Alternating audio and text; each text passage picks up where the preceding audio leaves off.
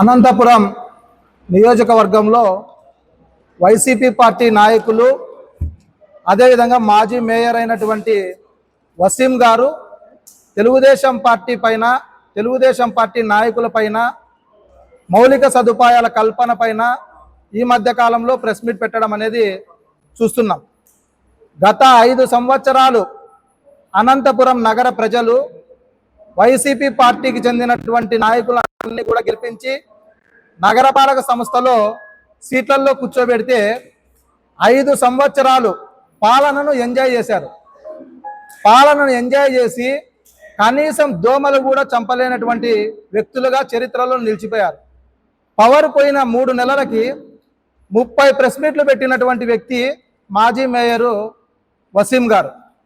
పాలనలో 5 సంవత్సరాల కాలంలో ప్రెస్ మీట్లు చూస్తే కేవలం 5 మాత్రమే ప్రెస్ మీట్లు పెట్టినటువంటి వ్యక్తి. అంటే అధికారం పోతేనే మౌలిక సదుపాయాలను గుర్తుకొచ్చింది. పాపము మెలుకోలో పరిగెత్తుకుంటూ వచ్చి ప్రెస్ మీట్ పెట్టాడు. వానలు పడితే వానలు నడుము లోతు నీళ్ళు వచ్చినాయని చెప్పారు. ఇవాళ 5 సంవత్సరాల పాలనలో ఈరోజు అనంతపురం ఎంత అధ్వాన్నంగా తయారు చేశారో, మీరు తయారు చేసినటువంటి ఈ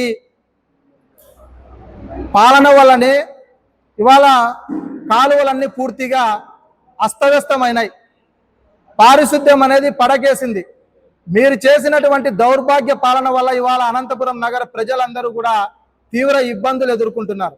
అందుకనే క్రమక్రమంగా ఎక్కడైతే అడ్డంకులు ఉన్నాయో ఆ అడ్డంకుల్ని ఈ వర్షాభావ ప్రభావితమైనటువంటి ప్రాంతాల్లో ఆల్రెడీ యుద్ధ ప్రాతిపదికన జేసీబీలు, పొక్లైన్లు అన్ని కూడా పోయి పరిశుభ్రం చేస్తున్నారు.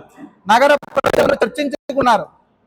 అనంతపురం మేము ఓటు వేసి గెలిపించినటువంటి వ్యక్తి మన ఎమ్మెల్యే, అనంతపురం ఎమ్మెల్యే 30 సంవత్సరాల కాలం నుంచి కూడా పేరుకుపోయినటువంటి చెత్తను ఇవాళ పరిశుభ్రం చేస్తున్నారు.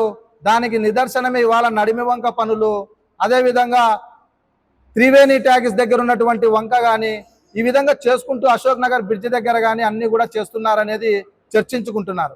అదేవిధంగా వర్షాభావంతో ఇబ్బంది పడినటువంటి ద్విచక్ర వాహనదారులు అయితేనేమి, కార్లలో వాళ్ళైతేనేమి, వాహనదారులందరూ కూడా అనంతపురంలో వైసీపీ నాయకులు మాజీ మేయర్గా ఉన్నటువంటి వసీం వాళ్ళ ఇంటి దగ్గరికి ఎమ్మెల్యేగా పదవి అనుభవించి ఇప్పుడు మాజీ ఎమ్మెల్యేగా ఉన్నటువంటి అనంత వెంకట్రామరెడ్డి ఇంటి దగ్గరికి కూడా వెళ్ళాలనుకున్నారు ప్రజలందరూ.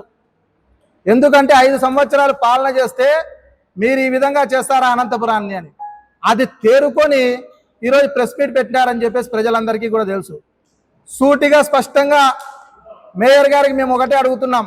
మాటి మాటికి ప్రెస్ మీట్ దగ్గరకు వస్తున్నారు కదా మీరు, ఇవాళ హెచ్ఎల్సి కాలనీ దగ్గర అంగరంగ వైభవంగా మీరు నిర్మించుకున్నారు మీ ఆఫీస్ని. అదే ఆఫీస్లోనే మీరు ప్రెస్ మీట్ కూడా పెడుతున్నారు. ఆ ఆఫీసుకు మీకు ఎక్కడి నుంచి డబ్బులు వచ్చినాయో అనంతపురం నగర ప్రజలకు కూడా చెప్పమని చెప్తున్నాం.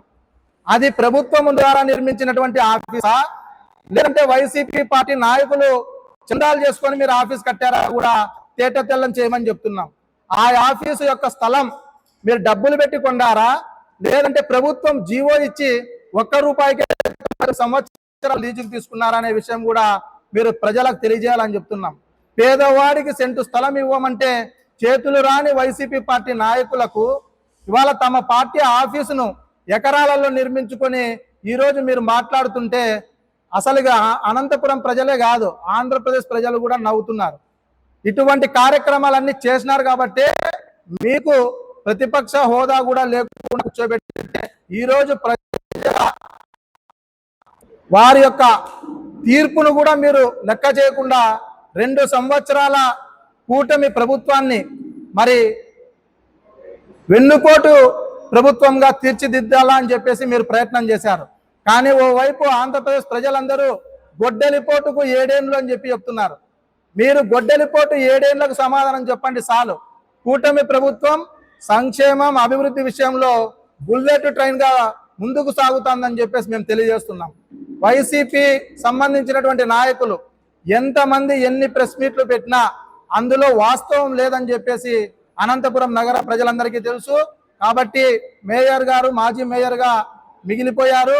అదేవిధంగా వైసీపీ నాయకులకు కూడా మరి మరొకసారి అధికారం రావడం అనేది కూడా కల్లా అని కూడా మీరు గుర్తెరగాలని చెప్పి తెలియజేస్తున్నారు.